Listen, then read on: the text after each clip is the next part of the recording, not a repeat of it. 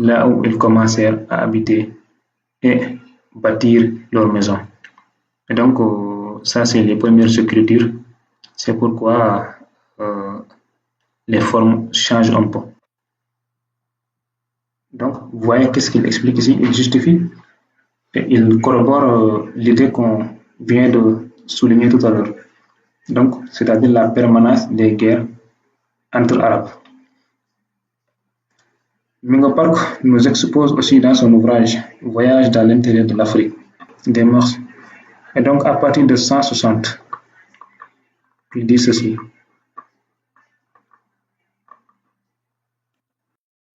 Le 16 février, nous fûmes informés que le lendemain, beaucoup de gens de Funing Kedi partiront pour Djara. Nous résolûmes de les attendre pour voyager avec eux, parce que les chemins étaient infestés par les morts. Nous apprîmes en même temps que quelques jours avant notre arrivée, la plupart des Bouchérins, c'est-à-dire les musulmans, et des gens riches de Fanning Kedi étaient allés à Djara pour voir comment ils pourraient y transporter leurs familles et leurs effets, afin de les préserver des fureurs de la guerre, et que pendant leur absence, les morts étaient venus leur enlever une partie de leur bétail.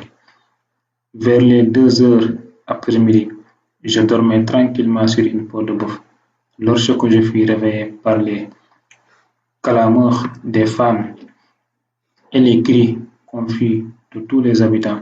Je crus d'abord que les barbares, les Bambara, étaient enterrés dans la ville. Ayant aperçu mon domestique assis sur le toit d'une chaumière, je l'appelai pour savoir ce qui causait une si grande terreur. Il me dit que les morts revenaient pour voler du bétail et qu'il était déjà tout près de nous.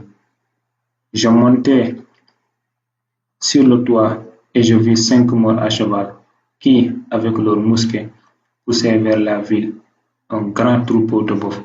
Lorsque les morts furent près des abreuvoirs qui sont à la côté de la ville, ils choisirent 16 des plus beaux bœufs et s'enfuirent au galop.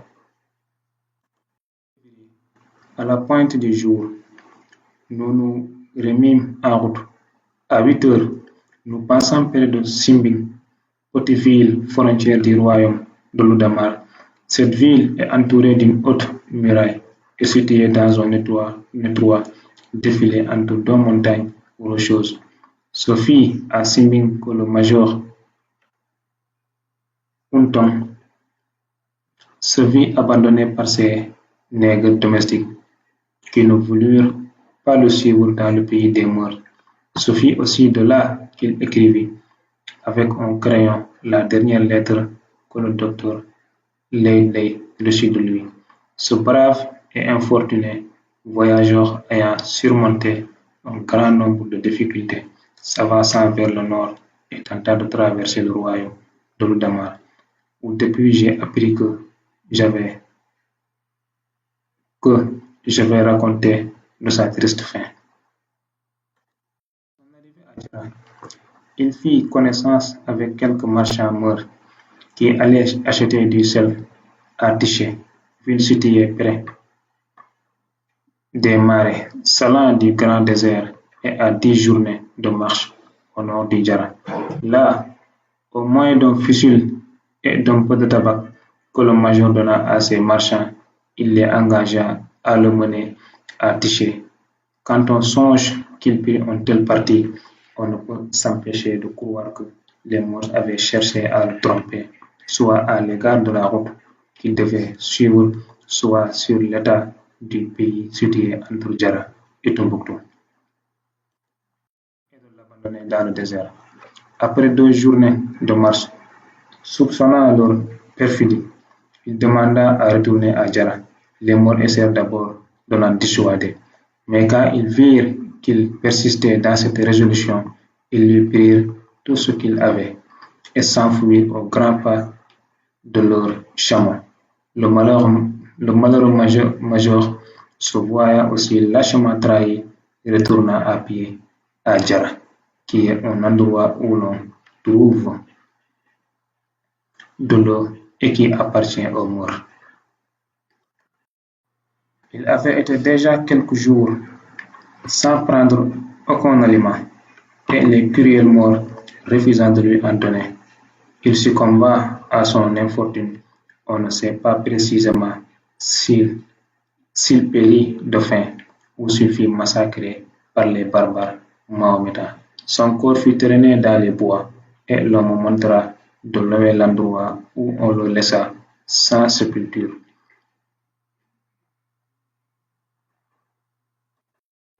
C'est ça la cupidité des morts. Ils vous trahissent, ils vous torturent, ils vous tuent aisément sans la moindre hésitation. Et donc, vous voyez un peu qui étaient les morts, comment les Africains avaient affaire. Je continue à la page 180-181. Il dit ici les difficultés que j'avais déjà éprouvées.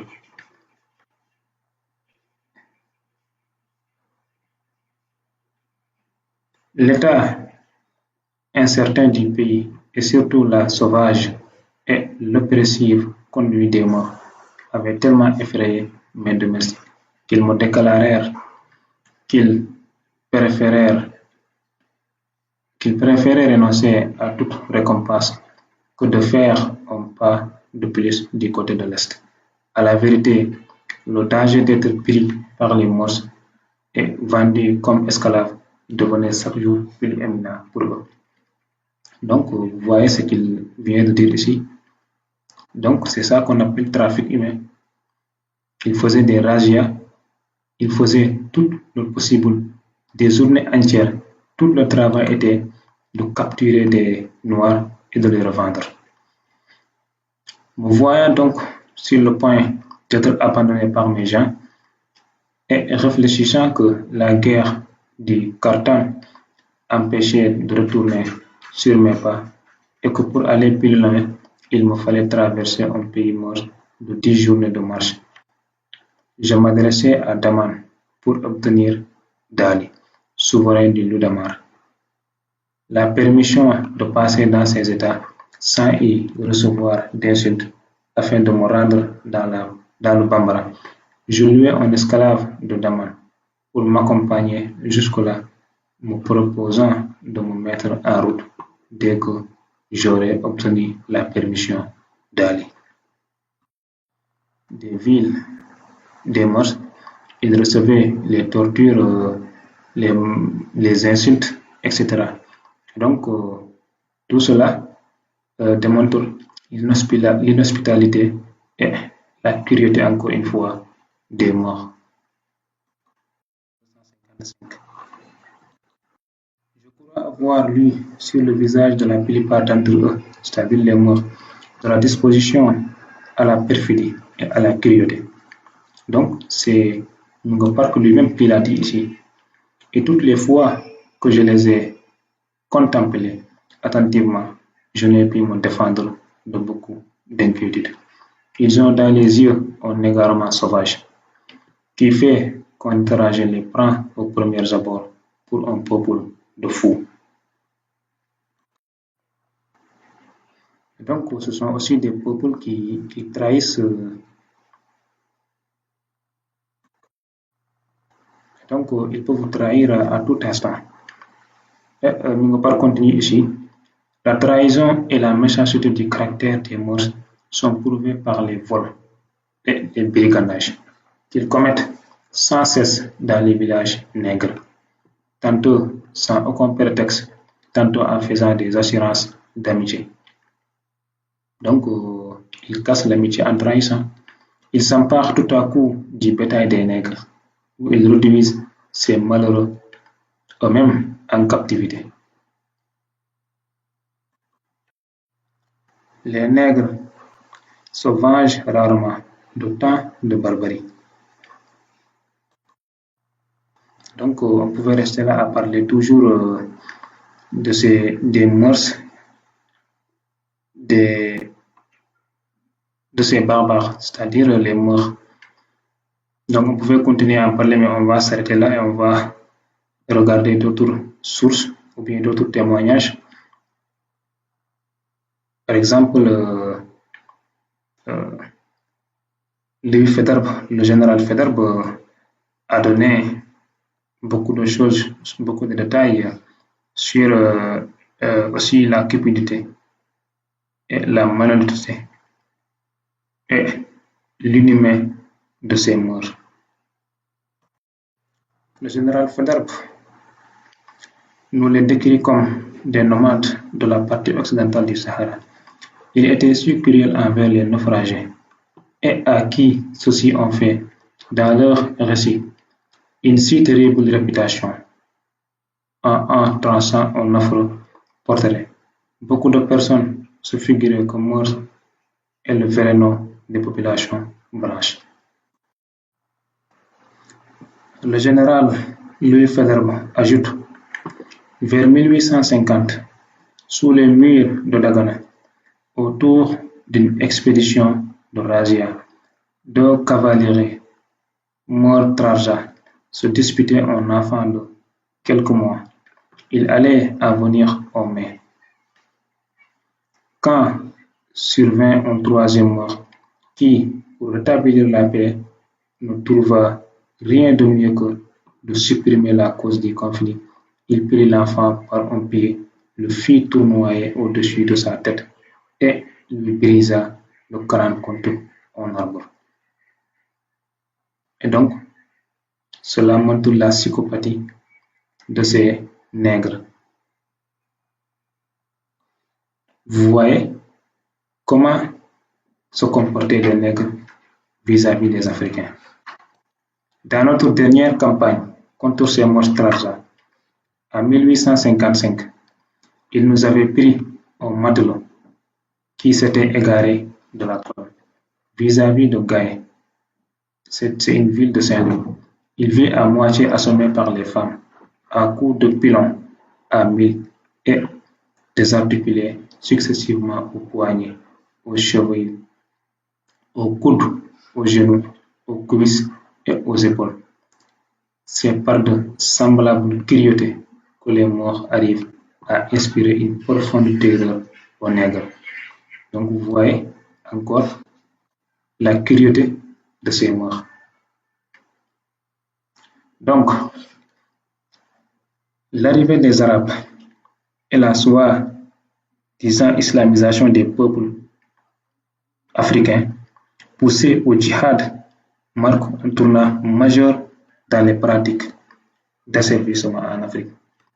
Cette période a donné lieu à une entreprise dévastatrice caractérisée par 13 siècles de captures incessantes, de souffrances, de mépris et de violence. Elle a été ponctuée de rafles, d'embuscades meurtrières et d'humiliations systématiques. Bien que l'estimation du nombre d'Africains asservis hors des continents depuis l'Antiquité reste difficile, l'impact de cette ponction humaine massive entre le 7e et le 16e siècle, voire même le 16e jusqu'au 19e, 20e siècle, a été qualifié par les historiens et anthropologues de première traite négrière, impliquant des pratiques brutales et des exportations sur de longues distances. Cette entreprise criminelle fut particulièrement dure et inhumaine, alimentée par un imaginaire collectif dominant dans les sociétés arabes qui considéraient les Noirs, païens ou adeptes des religions traditionnelles comme des êtres inférieurs et réduits à un statut de sous-homme. L'importation massive d'esclaves noirs transforma profondément l'attitude des Arabes envers les personnes à la peau sombre. Dès que l'Afrique subsaharienne devient la principale source d'approvisionnement pour la traite orientale, l'homme noir fut systématiquement associé à la servitude. Les peuples commencèrent à interpréter le texte sacré avec une certaine flexibilité, utilisant des arguments racistes et religieux pour simplement légitimer l'asservissement, y compris celui des Noirs convertis à l'islam. L'essor de la traite transsaharienne et orientale s'accompagnant d'un renforcement des préjugés raciaux. Le recours au racisme devient un moyen simple mais brutalement efficace pour dénier la dignité humaine des personnes réduites en esclavage. Ce changement d'attitude, ce changement d'attitude coïncida avec l'expansion des grandes conquêtes arabes et l'asservissement systématique des peuples vaincus, c'est-à-dire les Noirs, consolida une association entre esclavage et couleur de peau. Parmi les vainqueurs, les lettrés et savants arabes se sont appliqués à dégrader encore davantage l'image des Africains asservis, élaborant des théories fantaisistes et infondées. Ces discours reposaient souvent sur des légendes et des préjugés transmis par les géographes de l'époque ou de l'Antiquité. Bien que la plupart de ces érudits n'aient jamais mis les pieds en Afrique noire et ne parlaient ni les langues africaines, que ce soit du nord et du sud, c'est-à-dire ne parlaient aucune langue africaine. Leur compréhension limitée de et leur manque de connaissances sur cette région les conduisirent à reproduire et amplifier des stéréotypes, renforçant ainsi une perception dévalorisante des peuples africains. Par exemple, les chroniques de Ibn Jubayr qui affirmaient ceci contre les Noirs de l'époque, rapporté par Tidjane Ndiaye.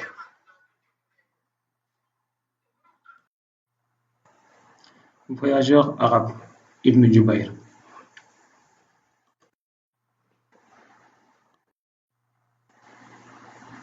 Quand, en se rendant en pèlerinage à la Mecque, il dut traverser le pays des Bouyas. Cette tribu de Noirs est plus égarée que des bêtes et moins insensée qu'elle. Ces gens n'ont en vrai d'une religion que de réclamer l'unicité de Dieu pour prouver leur foi à l'islam, mais au-delà, rien dans leur fausse conduite et dans leur doctrine n'est satisfaisant ni licite. Les hommes et les femmes circulent presque nus avec un chiffon pour dissimuler leur sexe. Encore que la plupart ne cachent rien. Bref, ce sont des gens sans moralité et ce n'est donc pas un péché que de leur souhaiter la malédiction divine et de les pourchasser jusque dans leur village pour en ramener des esclaves. Voici une de leurs arguments qui leur permettait de faire des esclaves plus en Afrique noire. À cause de quoi? À cause de l'islam. Mais ils n'ont jamais évoqué des textes islamiques pour faire des esclaves.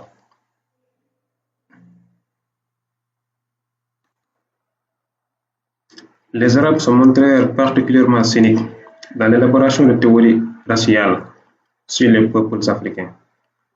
Bien avant que les chercheurs européens du 19e voire 20e siècle ne formalisent les théories raciales en anthropologie physique, l'arabo-berbère Ibn Khaldoun, vivant à Tunisie, à Tunis au XIVe siècle, se distingua comme l'un des premiers à développer des réflexions fantaisistes sur le caractère ou bien sur les caractéristiques humaines. C'est pourquoi dans son ouvrage Al-Muqaddimiyya, les Prolegomènes, il dit ceci à la page 381. Et bon, dans ses écrits, il tenta d'expliquer les différences entre les peuples en associant leurs traits physiques et comportementaux à des facteurs climatiques ou environnementaux.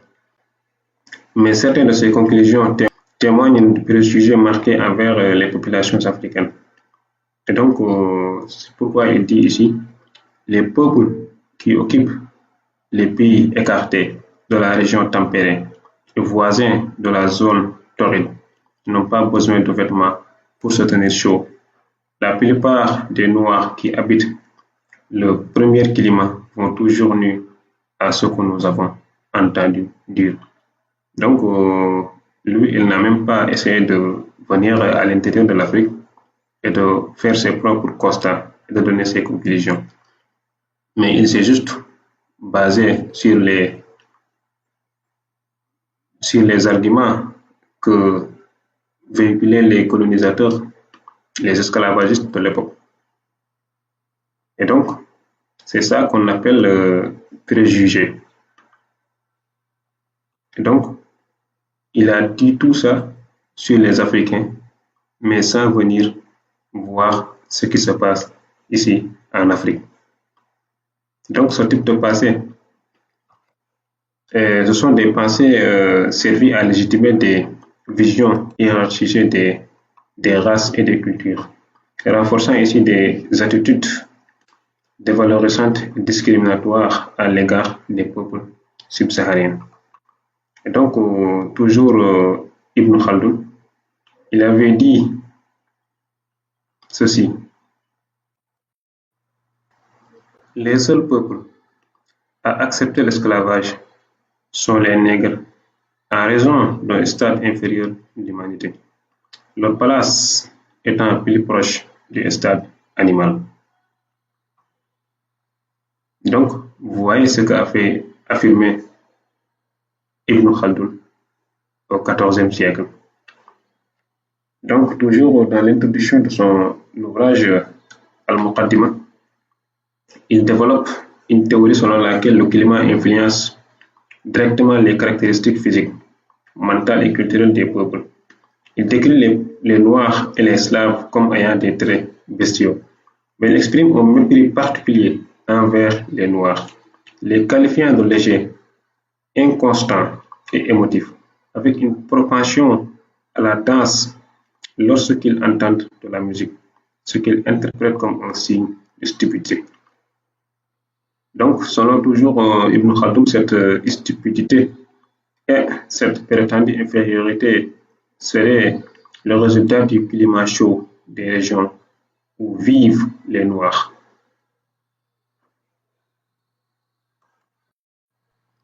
Qui influencerait leur esprit animal. Il associe la chaleur à une dilatation excessive de cet esprit, conduisant à une disposition naturelle à la joie et au contentement, en contraste avec la tristesse qu'il attribue à une contraction de cet esprit. Cette explication fondée sur des arguments pseudo-scientifiques et climatiques servait à justifier l'esclavage, la traite transsaharienne, mais une vision hiérarchisée des peuples où les Noirs étaient perçus comme inférieurs et donc censés rester toujours dans l'esclavage. Donc Ibn Khaldun utilise des théories climatiques et des préjugés culturels pour développer une justification pour la traite transsaharienne et des justifications intellectuelles à des stéréotypes racistes, renforçant une perception méprisante des peuples noirs.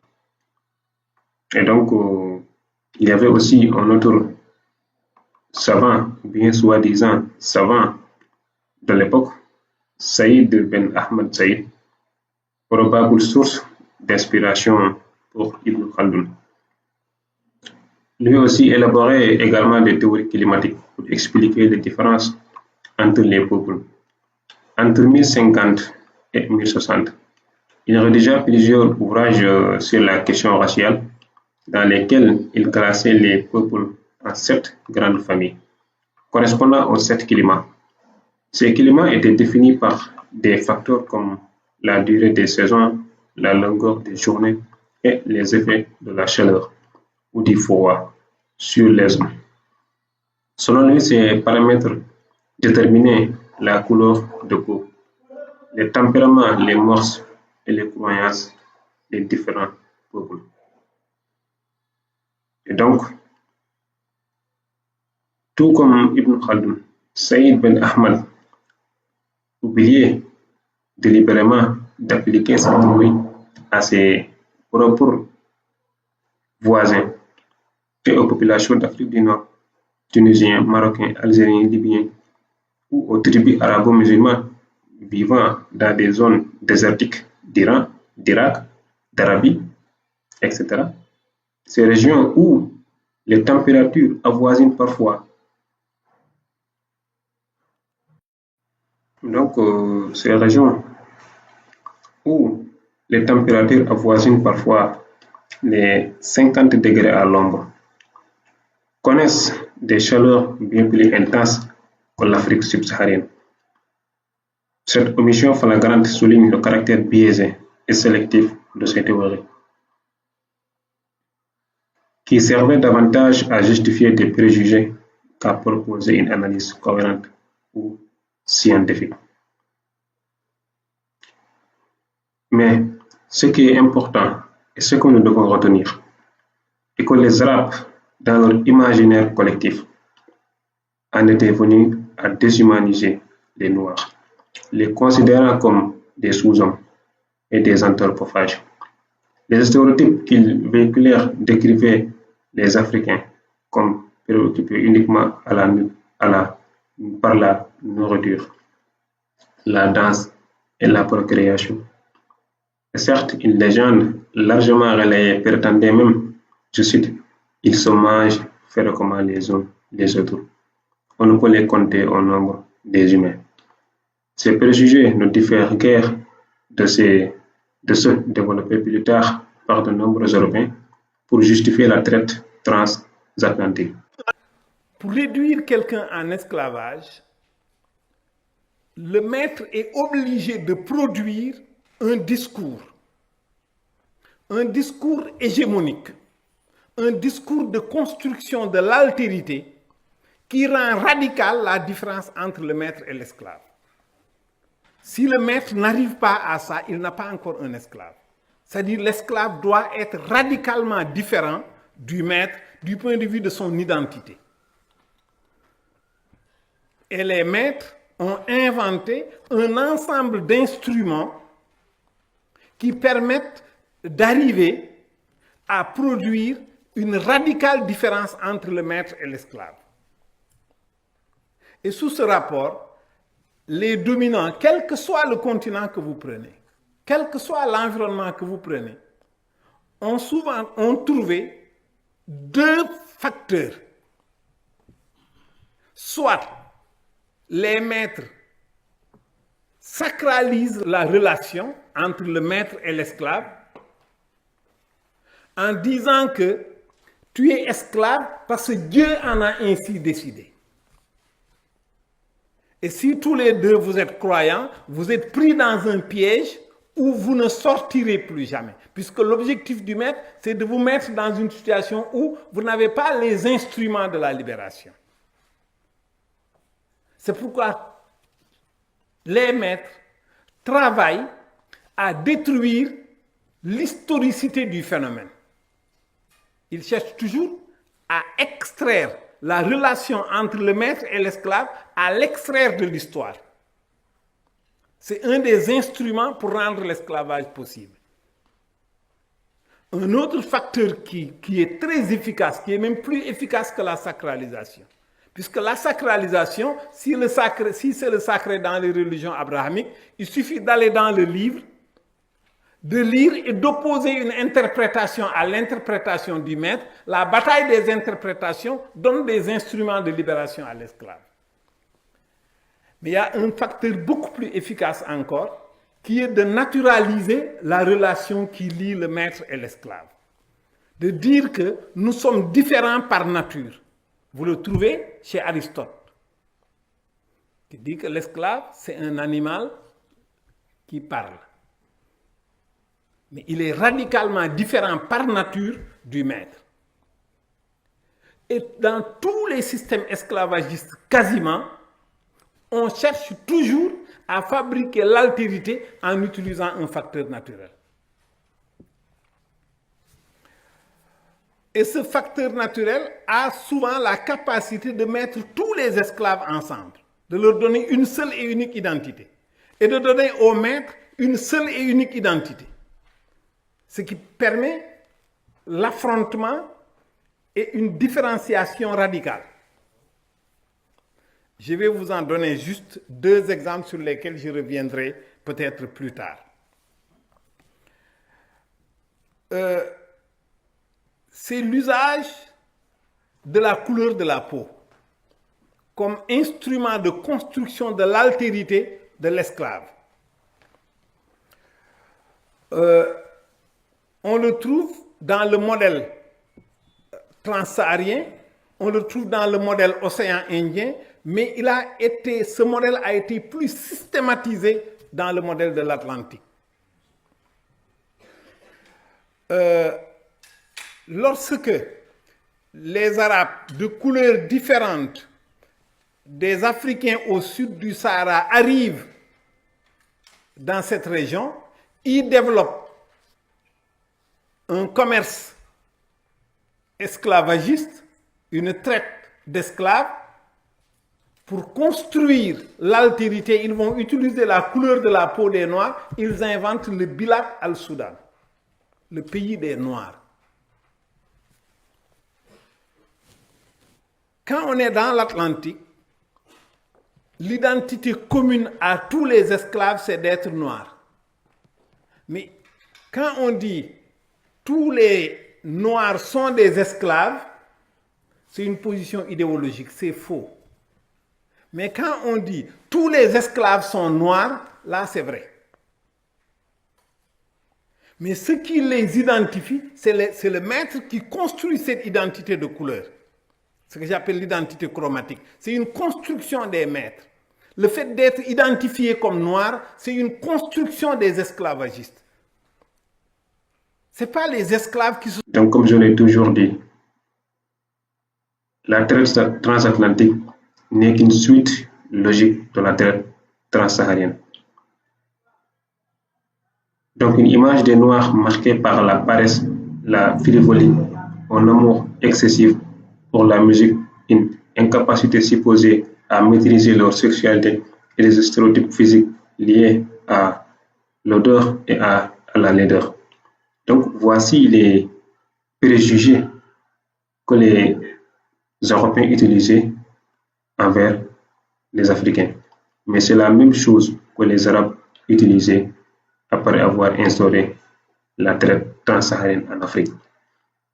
Les Européens, bien qu'ils aient ensuite raffiné et industrialisé l'entreprise esclavagiste avec la traite transatlantique, semblent avoir emprunté aux Arabes non seulement une partie de leur représentation stigmatisante envers les Noirs, mais également des méthodes d'exploitation et de justification idéologique pour légitimer l'asservissement des peuples noirs. Ce trafic de discours ou bien ce transfert de discours et de pratiques souligne une continuité dans les processus de déshumanisation adaptés au contexte culturel, l'époque de la traite transsaharienne, ou bien l'époque de la traite négrière.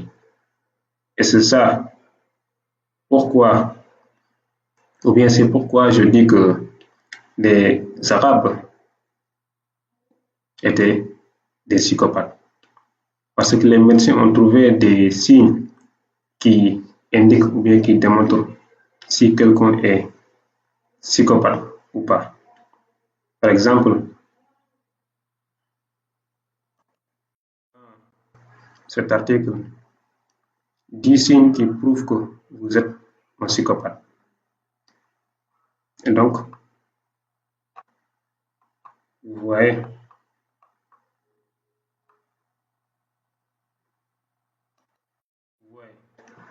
ici, vous pensez être la meilleure. C'est la 7e position. Et il dit ici, c'est comme ça, c'est acquis. Vous êtes persuadé d'être largement supérieur à tous ces patins inutiles et vulnérables qui peuplent ce vaste monde. Narcissique, vous, absolument. Donc, c'est ça qui était l'idéologie des Arabes de l'époque. Ils se pensaient être meilleurs, supérieurs, plus sains que les Noirs. Et finalement, qu'est-ce qu'ils ont décidé de faire?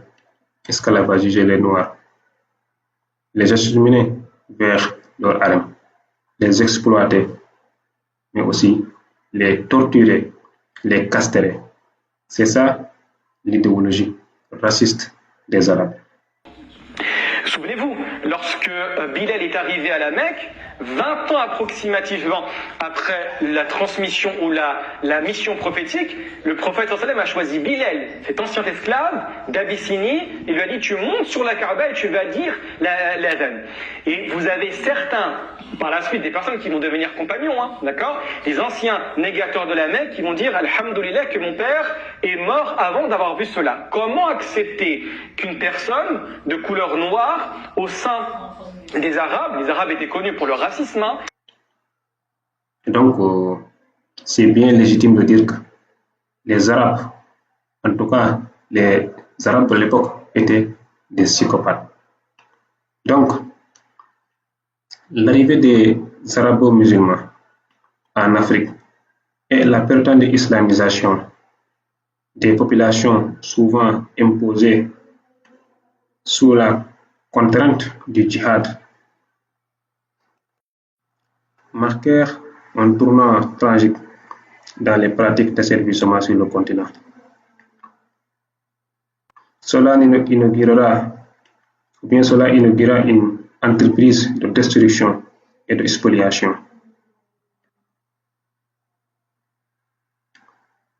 Des spoliations humaines qui s'étalent sur 13 siècles, caractérisées par des chasses incessantes à l'homme, des humiliations, des souffrances, des rafles massifs et des embuscades meurtrières. Cette exploitation fut d'autant plus brutale que, dans l'imaginaire collectif des peuples arabes de l'époque, les Noirs considérés comme païens ou adeptes de pratiques fétichistes étaient vus comme des sous-hommes. Même ceux qui se convertissaient à l'islam, je dis bien, même ceux qui se convertissaient à l'islam ne parvenaient pas à échapper à ce mépris. Donc la question n'était pas une question de religion, mais une question de peuple. Aux yeux de nombreux Arabes, le noir converti demeurait, qu'il l'admettait ouvertement ou non, un être fondamentalement inférieur. Une perception discriminatoire qui a laissé des traces jusqu'à aujourd'hui.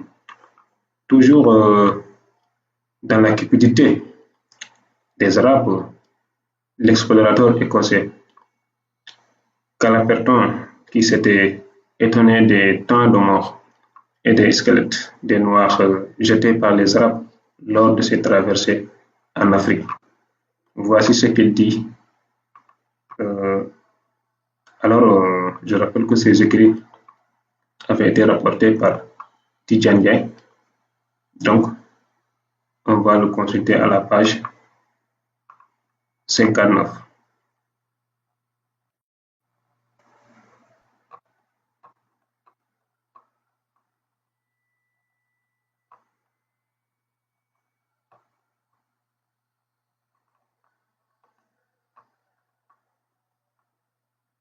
Il dit ici: l'explorateur écossais Hugh Calaperton avait suivi une caravane ramenant des captifs rasés au bornes, vraisemblablement tous musulmans. Il note que lorsqu'ils firent halte près d'un puits, à un demi-mile de Mekrou, ils trouvèrent autour de leur campement plus d'une centaine de squelettes humains. La peau tenait encore à quelques-uns. Calaperton affirme que l'horreur qu'il manifesta excita le rire des Arabes. Donc, lui, il s'est étonné de ces squelettes trouvés et de ces morts. Et alors, les Arabes, eux, les psychopathes, manifesta leur cri envers cet homme. Et donc, la peau tenait encore à quelques-uns. Calaperton affirme que l'horreur qu'il manifesta excita le rire des Arabes. Bah, s'écrièrent-ils, ce n'était que des nègres. Malédiction à leur père. Donc, à travers l'analyse de ces différentes sources, il apparaît clairement que chez les Arabes, en tout cas les Arabes de l'époque, l'admiration initiale, le mélange des cultures et le respect fondé sur la solidarité religieuse ont rapidement laissé place à des sentiments de mépris, de méfiance, voire de dégoût envers les peuples africains. Cette dégradation de la perception humaine des Noirs s'inscrit aussi dans un processus plus large. L'homme arabe, en s'appuyant sur les bras des esclaves pour accomplir les tâches physiques, a fini par oublier l'essentiel de ce qui définit l'humanité. La force d'âme, l'activité, la volonté et donc le travail. C'est parce qu'ils pouvaient se procurer des esclaves pour accomplir les tâches qu'ils considéraient comme inférieures, telles que le travail de la terre, le tissage ou la guerre, qu'il s'est éloigné des principes fondamentaux du droit et de la dignité. En agissant ainsi, ces esclavagistes arabes bafouaient non seulement les droits élémentaires de l'homme, mais aussi la dignité du terme même de l'homme. Donc, selon les témoignages de nombreux observateurs de cette triste époque,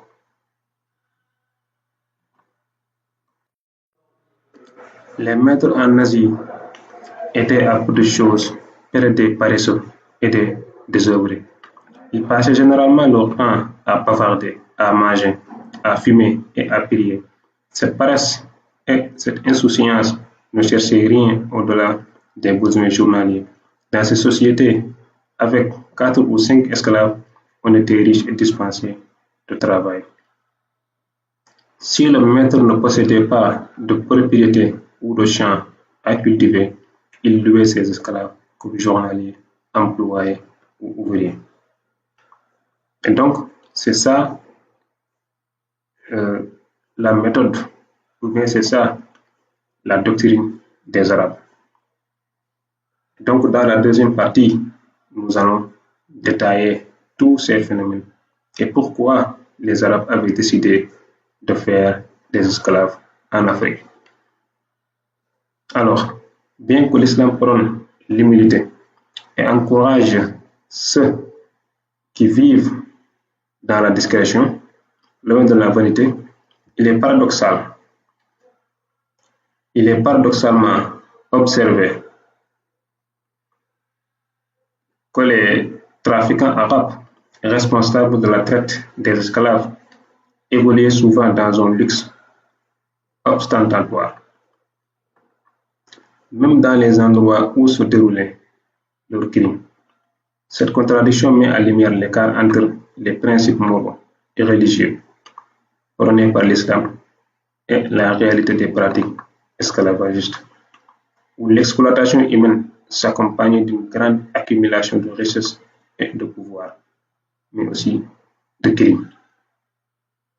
Les trafiquants jouissaient ainsi de privilèges matériels et sociaux, tout en participant à un système inhumain, exposant l'hypocrisie des pratiques d'esclavage par rapport aux idéaux spirituels.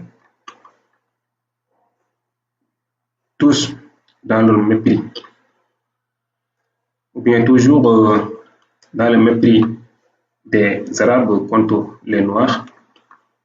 Ce Anta Diop nous révèle la réaction du sultan du Maroc durant sa prise de Gao.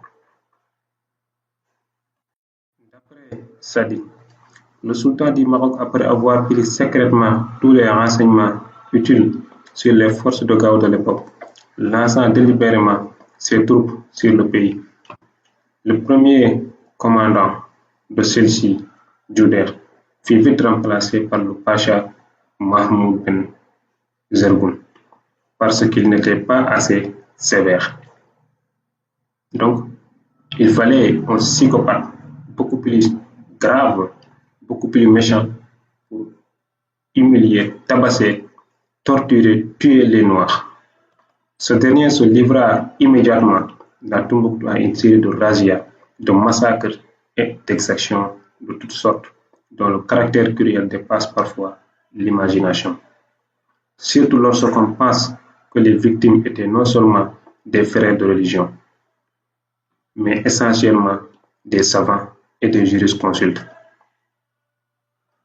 Toute l'intelligentsia soudanaise de l'époque fut attirée dans un guet-apens dans la mosquée de Sankoré et fut capturée en fermant les portes, puis on fit sortir tous les assistants, à l'exception des jurisconsultes, de leurs amis et de leurs suivants. Donc vous voyez, c'était ça l'esclavage. Et donc vous voyez qui les Noirs, qui les peuples africains avaient affaire. Ils avaient affaire à des psychopathes, à des criminels, à des hommes qui ne voient que le sang et le mépris des Noirs. Donc, dans la partie suivante, nous allons expliquer c'était quoi la traite transsaharienne et maritime et pour quelles raisons. Quelles sont les raisons qui ont incité les Arabes à faire tous ces crimes, tous ces carnages, mais tous ces massacres, tous ces razzias. Et donc, je vous donne rendez-vous à très bientôt.